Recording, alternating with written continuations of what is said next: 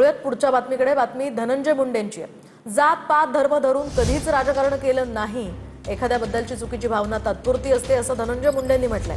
शिवाय खरं काय ते लोकांना कळतंच, म्हणून मी शांत आहे असं वक्तव्य धनंजय मुंडेंनी केलंय। जात पात धर्म सोडून राजकारण, जात पात धर्म कधीच मी पाळला नाही, काही नाही।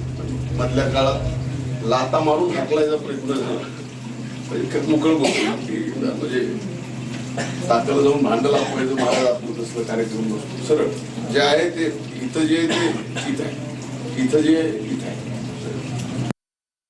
झालेल्या वेगवेगळ्या गोष्टी ह्या तात्पुरत्या असतात, आंदोलन तात्पुरते असतात, एखाद्याबद्दलची चुकीची भावना तात्पुरती असते।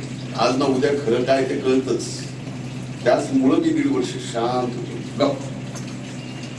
का तर माझा नियतीवर फार विश्वास आहे। मी जर माझी नियत साफ आहे सगळ्या बाबतीत, तर आज ना उद्या माझ्या बाबतीत गैरसमज झालेला जो आहे समाजामध्ये, ती नियतीच दुरुस्त करून देणार हे मला माहिती आहे।